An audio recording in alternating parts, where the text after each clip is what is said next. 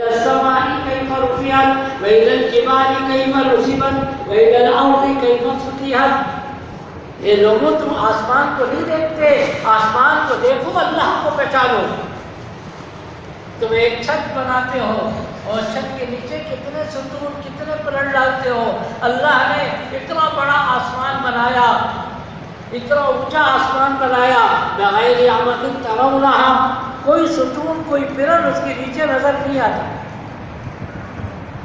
آتا ہے کوئی؟ قرآن کہہ رہا آسمان کو دیکھتے رہو. فرجع البصر، تھک جائے تمہاری آنکھ تو نیچے کر لو، پھر دوبارہ دیکھو. ہل تری، کیا اس کے اندر کسی قسم کی کوئی فطور کوئی کمی نظر آتی؟ وَإِلَى الْأَرْضِ كَيْفَ سُطِحَتْ، زمین کو دیکھو اللہ نے کیسے بچھا دیا. اتنی سخت نہیں ہے کہ آپ کا چلنا تھکاوٹ پیدا کرے، اور اتنے نرم نہیں ہے کہ آپ کا پاؤں اس میں دھل جائے. وَإِلَى الْجِبَالِ كَيْفَ نُصِبَتْ، اللہ نے پہاڑوں کو میخوں کی طرح اس پہ کاٹ دیا تاکہ زمین کی جنبش اور زمین کی حرکت ختم ہو جائے. تو انبیاء علیہ السلام کی پہلی بات کیا تھی؟ وہ یہ تھی کہ اللہ کی طرف بلاتے تھے، اللہ کی وحدانیت کی طرف دعوت دیتے تھے. وَإِلَىٰ مَدْيَنَ أَخَاهُمْ شُعَيْبًا قَالَ يَا قَوْمِ اعْبُدُوا اللَّهَ مَا لَكُم مِّنْ إِلَٰهٍ غَيْرُهُ. موسیٰ علیہ السلام کے جو وحی ملنے کے بعد نبوت ملنے کے بعد سب سے پہلی وحی جو نازل کی گئی وہ کیا تھی؟ اِنَّنِي أَنَا اللَّهُ لَا إِلَٰهَ إِلَّا أَنَا فَاعْبُدْنِي. اے موسیٰ دیکھو میں اللہ ہوں، اللہ کے سوا کسی اور کی عبادت مت کرنا. تو بنیادی چیز جو انبیاء کی دعوت کے اندر جو قرآن میں نظر آتا ہے وہ کیا ہے؟ اللہ کی بڑائی، اللہ کی عظمت. تین باتیں بنیادی ہیں. ہر نبی نے اس کی دعوت دی، توحید کی، دوسری آخرت کی، اور رسالت کی. ہر نبی جتنے بھی نبی آئے یہ تین باتیں ہر نبی کے زمانے کے اندر تھی: توحید، رسالت اور آخرت. اس کو یہ علماء معاد کہتے ہیں. ہر نبی نے اس کی دعوت دی. تو پہلی بات جو انبیاء کی دعوت میں نظر آتی ہے وہ کیا ہے؟ اللہ کی طرف لوگوں کو بلانا. وَرَبَّكَ فَكَبِّرْ وَرَبَّكَ فَكَبِّرْ. علماء کہتے ہیں کہ کہا گیا نبی اکرم صلی اللہ علیہ وسلم کو اور سنایا گیا پوری امت کو کہ ہر موقع پر بڑائی کس کی بیان کی جائے؟ اللہ کی. اور ہر موقع پر اگر آپ دیکھیں گے تو انجام کیا ہوگا؟ اللہ ہی کی طرف نکلے. یہ چھت بڑی اچھی بنائی، کس نے بنائی؟ فلاں نے بنائی. بنانے والے کے اندر یہ ہونا، آخر میں کیا ہوگا کہ اس کو یہ چیز کس نے عطا کی؟ اللہ نے کی. فلاں آدمی بڑا ایسا ہے، یہ ساری خوبیاں اس میں کیسے پیدا ہوئی؟ کس نے پیدا کی؟ اللہ نے پیدا کی. الحمدللہ رب العالمین. کائنات میں کسی جگہ پر بھی کوئی چیز نظر آتی ہے اس سے پہلے کیا ہے؟ الحمدللہ. ساری خوبیاں اللہ ہی کے لیے. تو پہلی بات کیا ہے کہ ہم ہر موقع پہ دعوت دیں. کہیں سے کچھ چیز نظر آتی ہے ہم کہیں یہاں سے نہیں، کرنے والی ذات اللہ کی. اللہ نے کیا، اللہ ہی کریں گے. سبح للہ. قرآن میں کئی صورتیں آخر کی جو ہے آپ غور کیجئے، اس میں سبح للہ یسبح للہ قرآن پڑھتے ہوئے نظر آتی ہے. سبح للہ یسبح للہ، یعنی سبح ماضی کا صیغہ ہے، یسبح مضارع کا ہے. جتنی خوبیاں پہلے زمانے میں ہوئی وہ ساری کی ساری خوبیوں کا مالک کون ہے؟ اللہ ہے. یسبح للہ. جتنی خوبیاں نظر آتی ہے اور جتنی قیامت تک ہوگی یہ کس کے اندر ہے؟ اللہ کے لیے. یسبح للہ. ساری خوبیاں اللہ کی ہے اور ماضی کے اندر بھی ساری خوبیاں اللہ ہی کی تھی. تو پہلی بات کیا ہوئی؟ انبیاء علیہ السلام کی کہ اللہ کی بڑائی، اللہ کی عظمت ہر موقع پر بیان کی. دوسری بات جو انبیاء علیہ السلام کی دعوت میں ہمیں نظر آتی ہے وہ کیا ہے؟ انی لکم ناصح امین. آپ غور کریں، 8واں پارہ 19ویں پارے میں انبیاء کے واقعات بہت ہیں. اس کے اندر یہ جملہ ہر نبی کی دعوت کے اندر ملے. انی لکم ناصح امین. عجیب جملہ ہے. انی لکم ناصح امین، دیکھو میں تمہارا ہمدرد خیر خواہ ہوں، تم چلے بھی کیوں جاتے ہو؟ کیا تمہیں نماز نہیں آتی؟ انی لکم ناصح امین، میں ہمدرد، یہ ہمدردی کا تقاضا ہے لوگوں کے ساتھ کہ مارے مارے پھرنا اور لوگوں کی منتیں کرنا، یہ انبیاء علیہ الصلوۃ والسلام کا بھی نعرہ ہوا کرتا۔ انبیاء تو ہدایت یافتہ تھے مگر لوگوں کے پاس کیوں جاتے تھے؟ انی لکم ناصح امین، میں تمہارا ہمدرد، میں تمہارا خیر خواہ ہوں۔ لئن لم تنتہوا لأرجمنکم وليمسنکم منا عذاب علیم، ہم تمہیں پتھر ماریں گے اور تمہیں سنسار کر دیں گے، تم ایسی باتیں کرتے ہو۔ انی لکم ناصح امین، ان ساری باتوں کے مقابلے میں وہ کیا کہتے تھے کہ ہم تمہارے ہمدرد، تمہارے خیر خواہ ہیں۔ آپ 4 مہینے کی جماعت میں کیوں جاتے ہیں؟ ہمدردی میں جاتے ہیں، کوئی آدمی جہنم میں نہ جائے، اپنا بھی فائدہ لوگوں کا بھی۔ سال کی جماعتوں میں اپنے گھر کو کیوں چھوڑتے ہیں؟ انی لکم ناصح امین، اسی بات کو میرے نبی نے مختصر جملے میں کہا، الدین النصیحہ، دین تو ہمدردی ہی کا نام، خیر خواہی ہی کا نام ہے، اور سب سے بڑی خیر خواہی کیا ہے؟ کوئی آدمی جہنم میں نہ جانے۔ الدین النصیحہ، علماء سے پوچھے ایک جملہ، یہ صرف چھوٹا سا جملہ ہے، اس کے اندر کیا کچھ فصاحت اور بلاغت نبی جی نے جمع کر دی۔ ہمدردی کے علاوہ دین میں کچھ بھی نہیں، الدین النصیحہ۔ تو دوسری بات جو انبیاء علیہ الصلوۃ والسلام کی ہوا کرتی وہ کیا تھی؟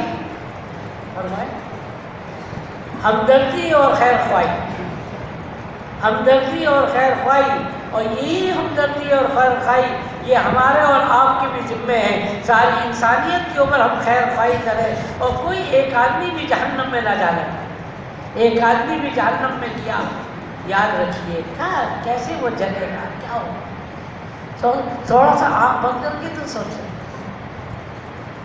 تیسری چیز جو انبیاء علیہ الصلوۃ والسلام کے قرآن نے بیان کی وہ یہ بیان کی، لا اسألکم علیہ من اجر، اے لوگوں میں تم سے کچھ نہیں چاہتا، ان اجری الا علی رب العالمین، میں تو اب اس کا بدلہ اللہ جل شانہ سے لوں گا، تم لوگوں سے میں اس کا بدلہ نہیں چاہتا۔ دعوت کا، دین کا تھوڑا سا حصہ بھی پوری دنیا والے مل کے اس کا بدلہ دینا چاہے، اس کا بدلہ نہیں دے سکتے۔ اتنی بڑی دعوت کا نظام جس کے ذریعے سے پورا دین پورے عالم کے اندر قیامت تک کے لیے عام ہوگا، اس کا بدلہ کون دے سکتا ہے؟ اور جس نے بدلہ لینے کی نیت سے دعوت کا کام کیا، اللہ اس سے دعوت کا کام لیتے ہی نہیں، یہ یاد رکھیے۔ اگر دنیاوی کوئی غرض ہو دعوت کے ساتھ تو یقین جانیں کہ ایسے آدمی سے اللہ دعوت کا کام نہیں لیتے۔ دعوت کا کام تو اس سے لیا جاتا ہے جس کے دل کے اندر صرف ایک ہی بات ہو، انی لکم ناصح امین، ہمدردی خیر خواہی ہو، اس کے علاوہ کوئی اور چیز اس کے وہ نہ چاہتا ہو۔ اگر ذرا سا بھی چاہ لیا، لا نريد منكم جزاء ولا شکورا، لا نريد منكم جزاء ولا شکورا، ہم تم سے یہ بھی نہیں چاہتے تم یہ کہو کہ جزاک اللہ، اور یہ بھی نہیں چاہتے تم ہمارا شکریہ ادا کرو، تم ہمارے سر پہ 50 جوتے مار لو مگر تم دین پر آ جاؤ، یہ ہمیں قبول ہے، اور ہماری شاباشیاں کرو اور دین پہ نہ چلو، یہ ہمیں قبول نہیں۔ تو انبیاء علیہ الصلوۃ والسلام کے جو قرآن نے نقشہ کھینچا ہے اس کے اندر بنیادی طور سے یہ 3 باتیں نظر آئی، سمجھ میں آ گیا؟ کون کون سی بھائی؟ پہلی بات اللہ کی بڑائی عظمت، اور دوسرے نمبر پر ہمدردی خیر خواہی، اور تیسرے نمبر پر کچھ ہی سے کچھ نہ چاہنا، اللہ ہی اس کا بدلہ دے، اللہ ہی اس کا بدلہ دیں گے۔ دعوت کے کام کرنے والے کی ابتدا کے اندر تو مشقتیں آئیں گی مگر آخر کے اندر والعاقبۃ للمتقین، اللہ بڑی عزت سے نوازے۔ وہاں صاحب فرماتے تھے کہ تم دعوت کا کام کرو گے اللہ تم کو ایسا پالیں گے جیسے کہ انبیاء کو پالتے ہیں، اور پھر دوسری جملہ یہ بھی فرماتے تھے بادشاہوں کی طرح نہیں، بادشاہ بھی دنیا دنیا میں ذلیل ہو جاتے ہیں، ذلیل ہو کے بڑھتے ہیں۔ انبیاء علیہ السلام کی عزت بڑھتی چلی جاتی ہے، کبھی ان کی عزت کے اندر کمی نہیں آتی۔ والعاقبۃ للمتقین، انجام کار دعوت کے کام کرنے والوں کا بہترین ہوتا ہے۔ ابتداءً اگرچہ لوگ ان کو تنگ کریں، ابتداءً لوگ ان کی بات نہیں مانتے، مگر کیا ہوتا ہے؟ والعاقبۃ للمتقین۔ جب انسان دعوت کا کام علی ترتیب النبوہ کرے گا، انبیاء کی ترتیب پر کرے گا، تو پھر اللہ کی وہی مددیں اس کے اوپر آئیں گی جو انبیاء علیہ السلام پر آیا کرتی۔ اب 26 انبیاء کا تذکرہ میں کروں، ان کے اوپر اللہ کی غیبی مددوں کی بات کروں، بہت لمبا ہوگا، صرف چند کی بات میں کرتا ہوں۔ ابراہیم خلیل اللہ کے اوپر اللہ کی سب سے بڑی مدد کیا تھی؟ آگ جلوائی گئی ان کے لیے، اور اس کے اندر ان کو پھینکا گیا، ڈالا گیا آگ میں، جا کر وہ آگ ان کے لیے کیا بن گئی؟ مزے کے ساتھ بیٹھ گئی۔ یہ امت میں بار بار کہہ رہا ہوں کہ اعلیٰ ترتیب النبوہ کام کرنا ہے۔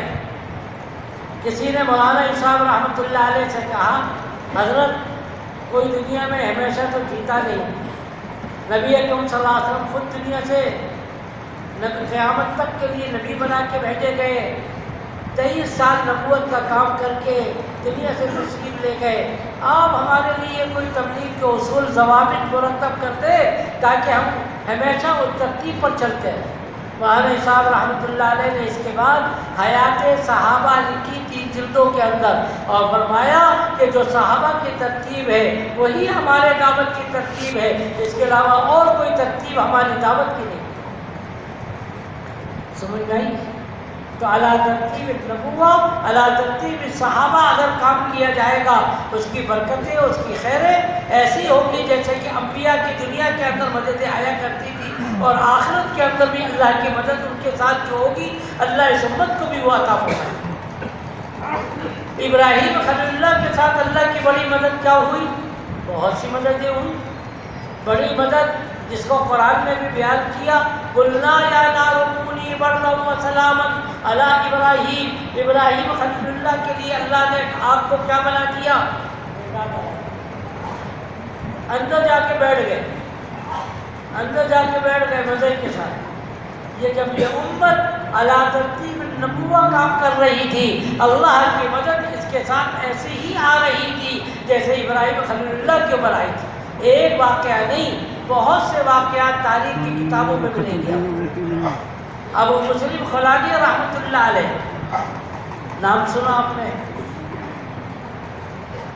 ان کو بادشاہ نے آگ میں ڈلوایا، آگ میں جا کر ایسے ہی بیٹھ گئے جیسے ابراہیم خلیل اللہ بیٹھے،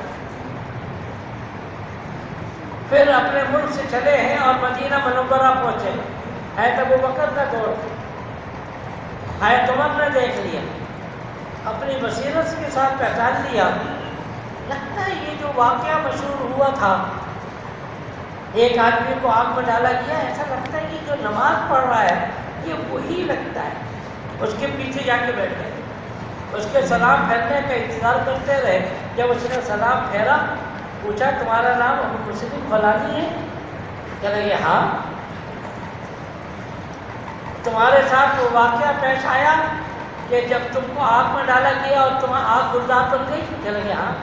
ہاتھ پکڑا، خلیفۃ الرسول ابو بکر کے پاس لے کے گئے اور کہا، اللہ خلیفۃ الرسول دیکھیں اللہ کی مدد جو ابراہیم خلیل اللہ کے اوپر تھی، اللہ کی مدد اللہ نے ہمارے نبی کے دین کے اوپر بھی وہی عطا فرمائی۔ یہ وہ آدمی ہے جس کے لیے آگ جلوائی گئی تھی، اور یہ آگ میں جا کر ایسے ہی بیٹھا تھا جیسے ابراہیم خلیل اللہ بیٹھے تھے۔ مگر ایک شرط جو میں بار بار کہوں گا، وہ شرط کیا ہے؟ ہمارا دعوت کا کام نبوت کی ترتیب پر، نبوت کی ترتیب پر، اپنی عقل سے نہ ہو۔ جو ہمارے بڑے رائٹ والے جس طرح کہہ رہے ہیں وہ اس بات کو پورا خیال کرتے ہیں، اسی ترتیب پر اگر ہم چلتے رہیں گے، اپنی عقل کو استعمال نہ کریں کہ یہ بھی طریقہ بڑا اچھا ہے، یہ بھی طریقہ اچھا ہے، دیکھنے کے اعتبار سے طریقہ اگرچہ اچھا لگے، اگر منہاج النبوہ، اگر منہاج صحابہ سے ہٹ کر ہوگا، اس سے ہدایت نہیں گمراہی آئے گی۔ ایک کراچی میں بزرگ تھے مولانا یوسف پنڈوری رحمۃ اللہ علیہ، مولانا یوسف پنڈوری رحمۃ اللہ علیہ، ان سے کسی نے کہا کہ حضرت آپ آدھا گھنٹہ ہمیں دے دیا کریں، ارباب حکومت رہے گا، کیا کرو گے؟ فلاں جگہ سے آپ کا بیان ہوگا، سارے پاکستان والے سنیں گے، سارے پاکستان والے سنیں گے، سب کو فائدہ ہوگا۔ حضرت نے فرمایا کیا یہ طریقہ نبی کے دور میں تھا؟ جو طریقہ نبی کے دور میں نہیں تھا اس سے کرنے سے ہدایت نہیں گمراہی آئے۔ آپ یہ نہیں کہہ سکتے یہ تو تبلیغی مولانا یوسف پنڈوری کی بات بتاؤ۔ ہر موقع پر ہم نے دیکھنا پڑے گا کہ یہ ترتیب صحابہ کی اور نبی کی تھی یا نہیں تھی۔ ابو بکر رضی اللہ تعالیٰ عنہ آگے مسجد نبوی کے اندر مدینے کے لوگوں کو جمع کیا گیا اور کہا گیا کہ یہ وہ آدمی ہے جو منبر پہ بیٹھا ہوا ہے، اس کے اوپر اللہ کی وہ مدد آئی تھی جو کہ ابراہیم خلیل اللہ پر آئی ہے۔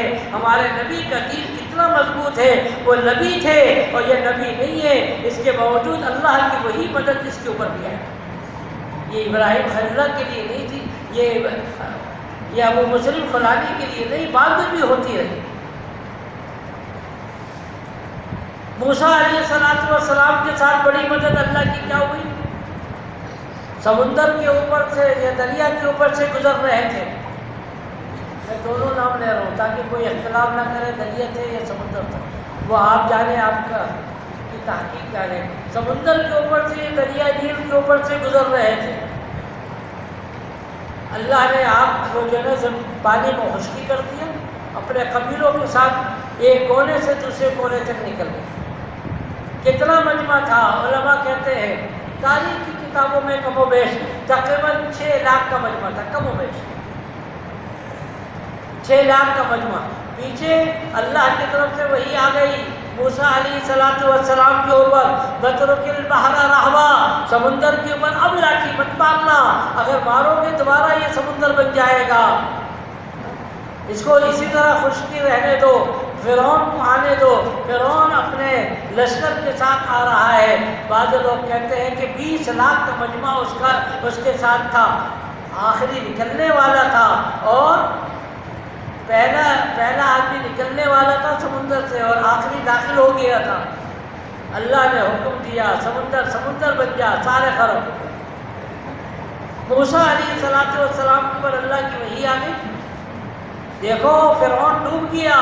موسیٰ علیہ السلام نے بالکل کے اپنے گردن موڑ کے دیکھی، فرعون کی لاش باہر پڑی ہوئی ہے۔ اپنے قوم کو کہتے ہیں کہ دیکھو فرعون ڈوب گیا۔ فرعون قوم بنی اسرائیل کے دل کے اندر اتنا خوف،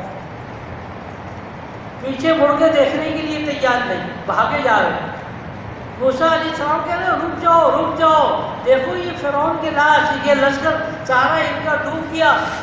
ایسا دل میں خوف بیٹھا ہوا، ایسا خوف بیٹھا ہوا، پیچھے مڑ کے نہیں دیکھ رہے۔ موسیٰ علیہ السلام بار بار کہہ رہے ہیں کہ رکو تو صحیح، بڑی مشکل سے رکے، دیکھا کہ واقعی لشکر ڈوبا ہوا، فرعون کی لاش باہر نکلی۔ اب مصر کے اندر جو ایک لاش رکھی ہوئی ہے، یہ اسی فرعون کی ہے یا کسی اور کی ہے؟ واللہ اعلم۔ اس زمانے کے اندر جتنے مصر کے بادشاہ ہوا کرتے تھے ان سب کو فرعون کہتے تھے، ان سب کو کیا کہتے تھے؟ جیسے کہ ہمارے ملک کا جو بڑا ہوتا ہے وزیر اعظم ہوتا ہے، ترکی کا جو بڑا ہوتا ہے تو اس کو خاقان کہا کرتے تھے۔ مختلف ملکوں کے جو بڑے ہوتے ہیں حکومت کے اعتبار سے ان کے نام الگ الگ ہوتے ہیں۔ بہرحال بڑی مدد موسیٰ علیہ السلام پر کون سی ہوئی؟ پانی کے اندر قوم ڈوب گئی، وہ پار ہو گئے۔ اس طریقے سے اس امت کے اندر بھی اللہ نے یہ دکھایا۔ ابو اعلیٰ حضرمی کا لشکر، حضرت سعد کا لشکر دریا کے اوپر سے گزر رہا ہے، ان کے پاؤں کیا، ان کے گھوڑے کے کھر بھی گیلے نہیں ہوئے، ایسے دوڑ رہے تھے جیسے یہ خشکی کے اوپر دوڑتے۔ سامنے ایرانی لوگ تھے، وہ تو یہ فارسی زبان پہلے بھی بولتے تھے، ایرانی اب بھی بولتے، کہنے لگے دیو آمدن، یہ انسان نہیں معلوم دیتے، یہ تو کوئی جنات معلوم دیتے ہیں، سمندر کے اوپر سے ایسے دوڑ رہے ہیں جیسے کہ خشکی کے اوپر سے دوڑ رہے ہیں۔ اللہ نے یہ منظر دکھایا ہمارے نبی کی، مولانا عمر صاحب نے اس کو بڑی وضاحت کے ساتھ بیان کرتے تھے، آپ حضرات نے سنا ہوگا۔ بہرحال میں صرف مختصر یہ عرض کر رہا ہوں کہ اللہ کی وہی مددیں آئیں گی جو انبیاء علیہ السلام کے اوپر آئی تھی، بشرطے کہ دعوت کا کام علی منہاج النبوہ، علی منہاج الصحابہ کیا جائے۔ یوسف علیہ السلام کا واقعہ قرآن نے بیان کیا، سورہ یوسف کے اندر بڑی تفصیل سے شروع سے لے کے آخر تک یوسف علیہ السلام کا واقعہ آ رہا ہے۔ ان کا بڑا کمال یہ تھا، بڑا معجزہ یہ تھا کہ جو لوگ خواب دیکھتے تھے اس کی تعبیر ایسی دیا کرتے تھے جیسے ایسی تعبیر دیتے تھے جیسے کہ اللہ کی بچہ ہوتی تھی۔ یوسف علیہ السلام کی یہ معجزہ، اس امت کے اندر بھی اللہ نے ایسے لوگوں کو پیدا کیا۔ ایک نام میں بتاؤں، محمد ابن سیرین رحمۃ اللہ علیہ ایسی تعبیر دیا کرتے تھے جیسے کہ حضرت یوسف علیہ السلام تعبیر دیا کرتے تھے، بالکل اسی طرح سے اللہ نے یہ کمال دیا تھا۔ ایک واقعہ سناؤں، امام مالک رحمۃ اللہ علیہ مدینے کے اندر تھے، مدینے کے عاشق تھے، مدینے سے قدم باہر نہیں نکالتے تھے۔ آہا، ایسا بہترین آدمی، کوئی رات گزرتی نہیں تھی، اتنا عشق تھا نبی کی حدیثوں سے، کوئی رات گزرتی نہیں تھی جس رات کو امام مالک کو نبی اکرم صلی اللہ علیہ وسلم کی زیارت نہ ہوتی۔ بہرحال مدینے ہی کے اندر انتقال ہوا، اور جنت البقیع کے اندر بھی ایک قبر کی طرف لوگ اشارہ کرتے ہیں کہ یہ امام مالک رحمۃ اللہ علیہ کی قبر ہے۔ تو انہوں نے امام مالک رحمۃ اللہ علیہ کو فکر رہتی تھی کہ میں مدینے کے اندر میرا انتقال ہوگا یا نہیں ہوگا۔ ایک دفعہ خواب میں دیکھا کسی نے 5 انگلی کا اشارہ کیا، خواب میں بڑے خوش ہو گئے، میرے زندگی کے 5 دن باقی رہ گئے، اب میں مدینے میں رہوں گا، یہیں پہ انتقال ہو جائے گا۔ مگر جب صبح اٹھے یہ خواب یاد تھا، صبح اٹھ کے پھر سوچنے لگ گئے، کہنے والے نے دکھانے والے نے 5 انگلی کا اشارہ دکھایا تھا، یہ تو نہیں بتایا کہ 5 دن باقی ہے۔ جس کو دماغ میں جو چیز ہوتی ہے اس کو وہی چیز یاد آتی ہے۔ آپ لوگ بھی کہتے ہیں بلی کو خواب میں کیا نظر آتا ہے؟ پھر صبح اٹھ کے کہنے لگے ہو سکتا ہے 5 انگلی کا اشارہ 5 سال ہو، یا 5 مہینے ہو، یا 5 دن ہو، 5 گھنٹے ہو، کیا ہے؟ پریشان ہو۔ محمد ابن سیرین رحمۃ اللہ علیہ کی بات آدمی بھیجا کہ میں نے خواب میں یہ دیکھا ہے، اور میری تمنا تو یہ ہے کہ میں مدینہ ہی منورہ کے اندر میرا انتقال ہو جائے، اور یہ اشارہ مجھے یہ بتایا گیا ہے اس کا 5 ہے۔ محمد ابن سیرین رحمۃ اللہ علیہ نے کہا کہ امام مالک رحمۃ اللہ علیہ اس کا آپ کی موت سے کوئی تعلق نہیں۔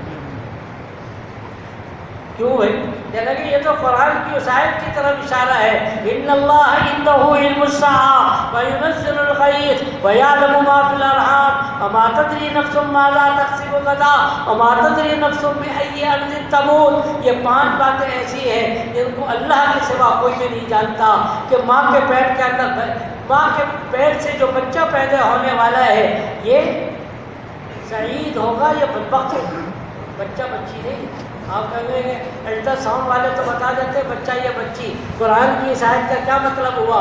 قرآن کی اس آیت کا مطلب تو یہ ہے کہ یہ پیدا ہونے والا بچہ نیک بخت ہوگا، جنتی ہوگا یا جہنمی ہوگا، اس کا کوئی الٹرا ساؤنڈ والا نہیں بتا سکتا، بتا دیں۔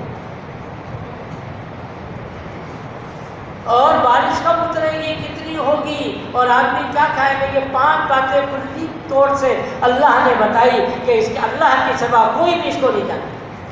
کہ امام مالک کو جا کے بتا دو کہ یہ تو قرآن کی اس آیت کی طرف اشارہ ہے، وما تدری نفس ماذا تکسب غدا وما تدری نفس بأی ارض تموت۔ تمہاری موت کہاں آئے گی یہ اللہ کے سوا کسی کو نہیں معلوم۔ داؤد علیہ السلام، سلیمان علیہ السلام کو اللہ نے بڑی حکومت دی تھی۔ ایک دفعہ ایک آدمی بیٹھا ہوا تھا، ملک الموت آ گئے انسانی شکل کے اندر۔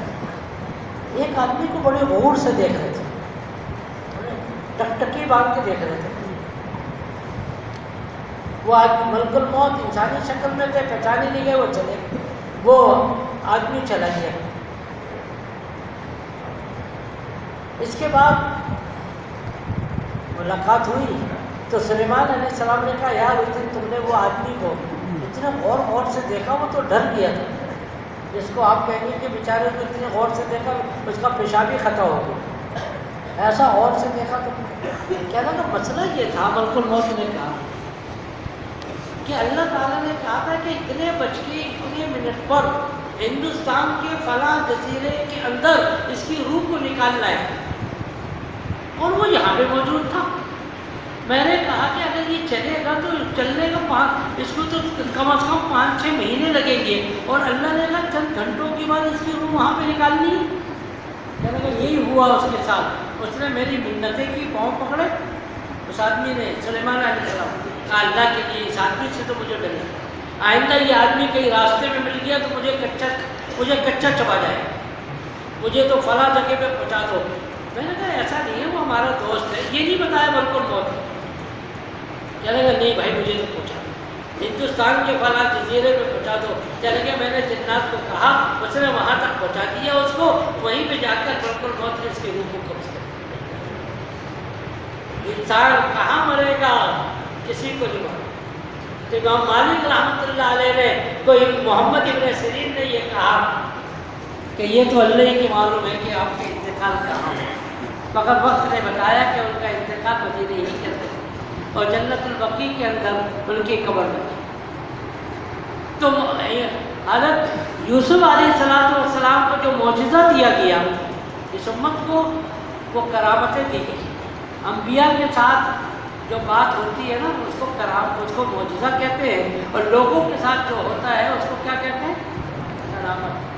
مگر ہم بھی معجزے ہی کہتے ہیں۔ ایک بچی اوپر سے گری، ملبے کی نیچے دب گئی، 3 دن کے بعد وہ زندہ نکلی، بچی کی معجزہ تھا۔ معجزہ نہیں ہے، کرامت ہوتی ہے۔ اور انبیاء علیہ السلام کے ساتھ اللہ کی کیا مددیں ہوئی۔ عیسیٰ علیہ السلام مٹی کی چڑیا بناتے، کنبی دے مردے سے بات کرتے، وہ زندہ ہو جاتے۔ اسی طریقے سے یہ امت کے اندر بھی اللہ نے ایسا دکھایا ہے۔ ایک واقعہ نہیں، کئی واقعات ملیں گے کہ بچے کا انتقال ہو گیا، عورت نے کہا لوگ تانے دیں گے کہ اسلام لائی تھی بچہ مر گیا، اے اللہ تو اس کو زندہ کر دے۔ اللہ نے زندہ کر دیا۔ صحابہ کہتے ہیں کہ ہم اس کے کفن دفن کا انتظام کر رہے تھے، وہ بیٹھ گیا ہمارے ساتھ ناشتہ کرنے لگ گیا۔ کئی واقعات ہیں۔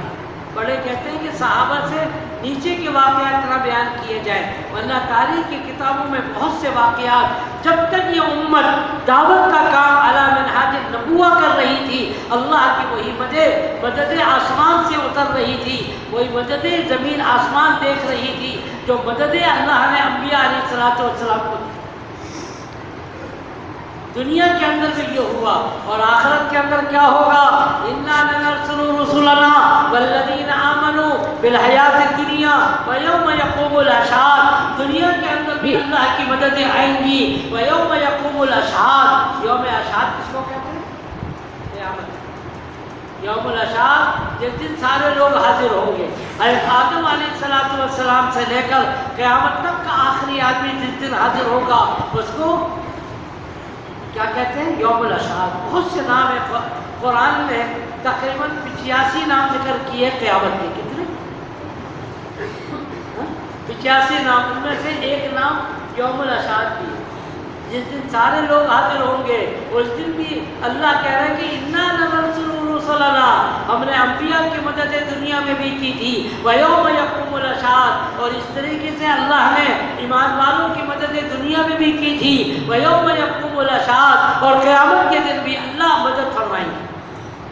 وہ نبوت کے ساتھ دعوت کا کام کرتے تھے، اور یہ امت کو نبوت نہیں دی گئی مگر کار نبوت دی گئی، کار نبوت کے ساتھ یہ دعوت کا کام کرے گی، مگر کرے گی اسی ترتیب کے ساتھ جو ترتیب اللہ نے انبیاء علیہ السلام کو دی،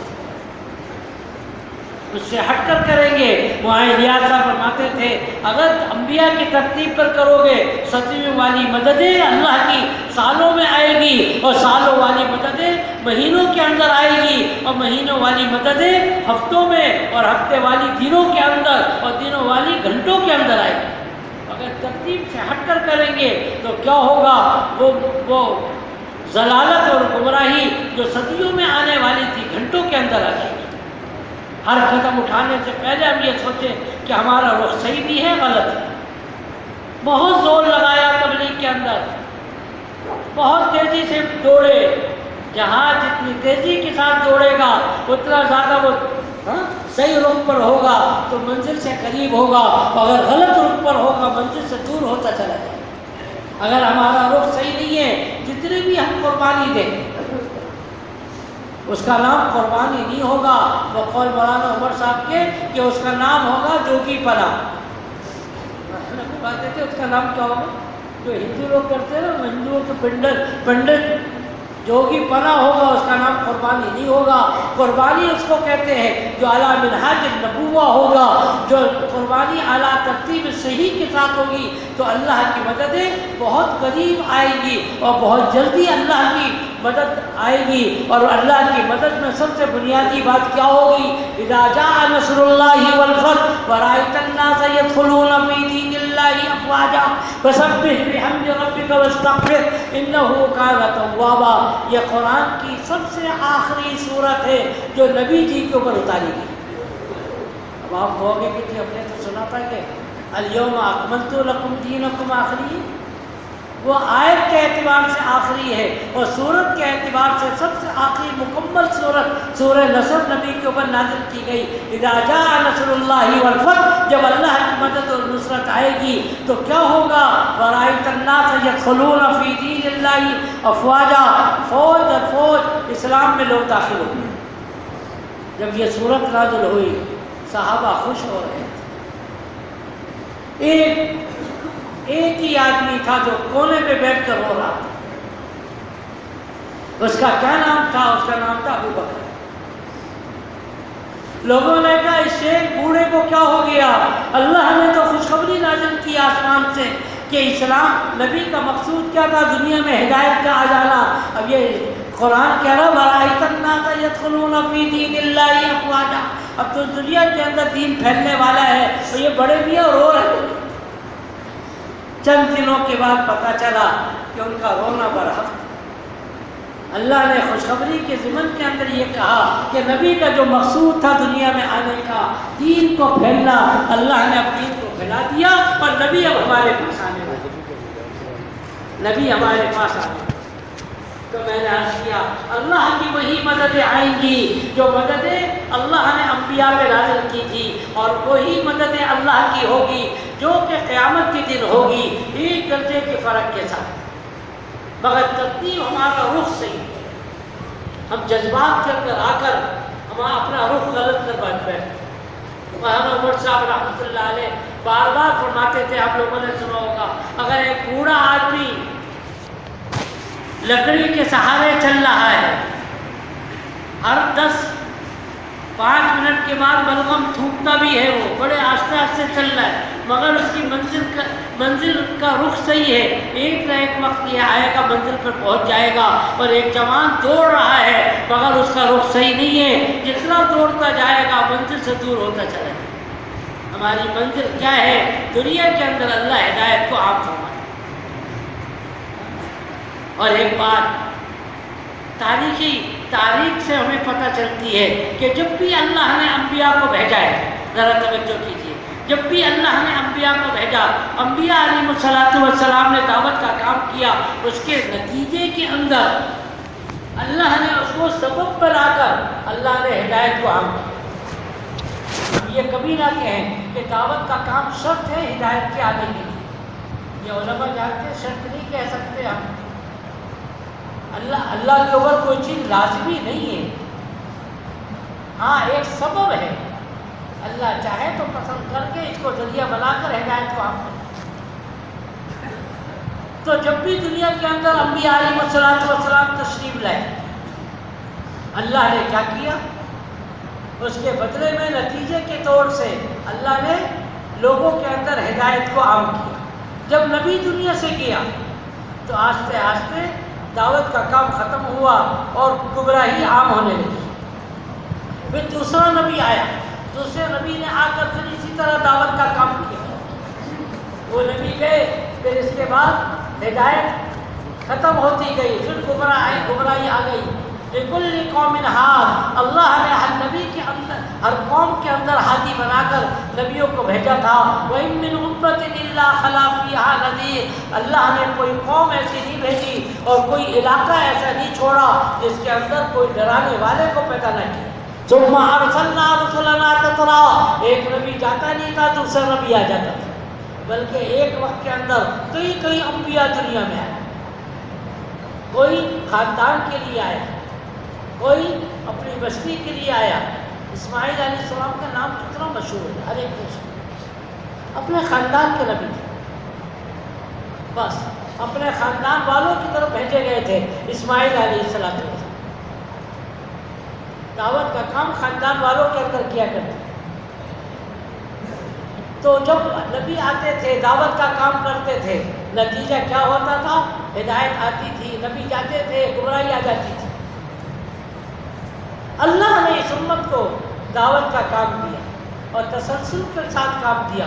یہ امت دعوت کا کام نہ چھوڑے، اگر اجتماعی طور سے کرے گی تو پوری دنیا کے اندر اللہ ہدایت کو عام کریں گے، انفرادی طور سے کرے گی تو انفرادی طور سے لوگوں کو ہدایت ملے گی۔ مولانا احسان صاحب فرماتے ہیں نا، قرآن کی آیت کو بگاڑنا نہیں ہے، سمجھانے کی۔ وَرَأَيْتَ النَّاسَ يَدْخُلُونَ فِي دِينِ اللَّهِ افواجا، جب پورے صحابہ دعوت کے کام میں لگے تھے تو فوج در فوج اسلام میں لوگ داخل ہو رہے تھے۔ مولانا فرماتے ہیں، اللہ ان کو صحت عطا فرمائے، مولانا فرماتے ہیں کہ یہ امت اب جزوی طور سے دعوت کا کام کر رہی ہے۔ وَرَأَيْتَ النَّاسَ يَدْخُلُونَ فِي دِينِ اللَّهِ أَفْوَاجًا، فرد کو اللہ ہدایت دے رہے ہیں۔ یہ نہیں ہو رہا کہ پوری قوم ہدایت یافتہ ہو جائے، اور انشاءاللہ جب پوری امت کھڑی ہوگی اللہ ملکوں کو ہدایت عطا فرمائیں گے۔ مولانا صاحب رحمۃ اللہ علیہ فرما کے گئے، دعوت کا کام اگر ترتیب نبوی سے کرتے رہو گے، تم رات کو سو گے، صبح اٹھو گے تو پتہ چلے گا فلاں ملک والوں کو پورا کا پورا ملک اسلام میں داخل ہوگی، اور انشاءاللہ اللہ ایسا کریں گے۔ والذی ارسل رسولہ بالہدی ودین الحق لیظہرہ علی الدین کلہ، اللہ نے دین اسلام دے کر نبی اکرم صلی اللہ علیہ وسلم کو مبعوث کیا۔ کیوں کیا؟ اس لیے کیا کہ آپ کا دین حق سارے باطل ادیان کے اوپر غالب آئے، اور اللہ ایسا کرتے رہیں گے انشاءاللہ۔ تو میں نے عرض کیا کہ دعوت کا کام جب بھی چلے گا پوری دنیا کے اندر اللہ کا احسان ہے، ایک دعوت کا نظام چل رہا ہے۔ امریکہ کے اندر جائیں دعوت کا نظام وہاں پہ بھی چلے، جنگل کے اندر کوئی بستی وہاں پر بھی دعوت کا کام۔ ایک مولوی صاحب کہنے لگے کہ میرے دل میں یہ بات آئی کہ میں دنیا کے کونے پہ جا کر جہاں پہ سورج غروب ہوتا ہے وہاں پر جا کے دعوت میں چلا گیا ڈنمارک، وہاں پہ سورج غروب ہوتا ہے، باقی تو سمندروں میں ہوتا ہے، وہاں پہ میں کیا آخری بستی 200 کی آبادی تھی تقریباً، آگے کالے کالے پہاڑ۔ کہنے کہ میں نے عصر کی نماز پڑھی، سلام پھیرا تو ایک آدمی کھڑا ہو گیا اور اس نے کہا کہ بھائی دعا کے بعد ہماری یقین کی بات ہوگی، آپ حضرات تشریف رکھیں۔ پوری دنیا کے اندر اللہ نے ایک ہلچل مچا دیا، اور انشاءاللہ ثم انشاءاللہ وہ وقت بہت قریب ہے، تھوڑا سا زور لگانا ہے ترتیب صحیح کے ساتھ۔ اللہ نے چاہا بہت قریب زمانہ ہے کہ پوری دنیا کے اندر اللہ لوگوں کو ہدایت عطا فرما دیں گے اور ساری دنیا کے باطل کو اللہ ختم کر دیں گے۔ فَيَجْمَعُوهُ فَإِذَا هُوَ زَاهِقٌ، اللہ حق کو باطل کے مغز پہ ماریں گے، اور باطل کیا ہوگا؟ باطل کا مغز نکل جائے گا۔ فَلَمَّا نَسُوا مَا ذُكِّرُوا بِهِ فَتَحْنَا عَلَيْهِمْ أَبْوَابَ كُلِّ شَيْءٍ حَتَّىٰ إِذَا فَرِحُوا بِمَا أُوتُوا أَخَذْنَاهُمْ بَغْتَةً فَإِذَا هُم مُبْلِسُونَ۔ ساری دنیا کے نقشے بگڑے ہوئے ہیں، مگر دعوت والے کام اللہ کو سامنے رکھتے ہوئے انبیاء کے ترتیب کے اوپر دعوت کا کام کرتے ہیں، تو قرآن کہہ رہا ہے اخذناہم بغتۃ، ہم باطل کو اچانک پکڑے۔ کیا ہوگا؟ پوری دنیا میں باطل تو دندنا رہا ہے، کیسے ہوگا؟ اللہ اسباب کے محتاج نہیں ہے۔ اخذناہم بغتۃ، بغتہ کہتے ہیں اچانک، اللہ اچانک باطل کو پکڑیں گے۔ فَإِذَا هُم مُبْلِسُونَ، اور باطل والے کہیں گے ہم نے تو یہ نقشے بنائے تھے، ہمارا نقشہ تو یہ تھا، سب مایوس ہو جائیں گے۔ ابلیس کو ابلیس کیوں کہتے ہیں؟ وہ بھی مایوس ہے۔ وَقُضِيَ دَابِرُ الْقَوْمِ الَّذِينَ ظَلَمُوا وَالْحَمْدُ لِلَّهِ رَبِّ الْعَالَمِينَ۔ دعوت والوں سے لوگ کہیں گے تمہاری ہدایت، تمہاری دعوت کی اور تمہاری قربانی کی برکت سے یہ ہوا۔ وہ کہیں گے نہیں، باطل کی جو جڑ اللہ نے نکال کے پھینکی ہے۔ درخت ہوتے ہیں، اس کے شاخ کو کاٹ دو دوبارہ پلٹ جاتا ہے۔ قرآن نے کہا دابر، دابر کہتے ہیں جڑ کو، اگر کسی درخت کی جڑ نکال دی جائے تو دوبارہ وہ درخت لگے گا؟ دوسرا لگایا جائے گا، اس کے بڑے ہوتے ہوئے وقت لگ جائے گا۔ اس کی تو جڑ ہی نکال دی اللہ نے۔ دابر جڑ کو کہتے ہیں۔ وَقُضِيَ دَابِرُ الْقَوْمِ الَّذِينَ ظَلَمُوا، وہ قوم جو ظلم کرنے والی تھی، سب سے بڑا ظلم یہ تھا کہ اللہ کے ساتھ دوسروں کو مانتے تھے، اللہ کو ایسا نہیں مانتے تھے جیسے کہ اللہ کی شان ہے۔ اور پھر یہ کام کرنے والے کیا کہیں گے؟ الحمدللہ رب العالمین، ساری تعریفیں اللہ کے لیے ہے، اللہ نے اپنے فضل سے کیا، ہماری قربانی سے کچھ نہیں ہوا، ہمارے کرنے سے نہیں ہوا، کرنے والی ذات کون سی؟ اللہ کی ہے، اللہ نے اپنے فضل سے کیا۔ تو کیا خیال کریں گے؟ انشاءاللہ قربانی دیتے رہیں، اور قربانی دینے میں پیچھے کی طرف نہ دیکھیں۔ ابھی تو آگے بڑھنے کا وقت ہے، بس آگے بڑھتے چلے جائیں۔ قربانی لوگوں نے بڑی دے دی، بس بھر گئی ہے، بس بھر گئی ہے۔ اب ڈراور کو بٹھا کر اس کو منزل مقصود تک پہنچا۔ بہت دعوت کا نظام چلا، لوگوں نے بڑی قربانی دی۔ ایک ملک کے اندر ایک صحابی کی قبر، برابر میں ایک پاکستانی کی قبر، اس میں بھی لکھا ہوا تھا جس طرح یہ صحابی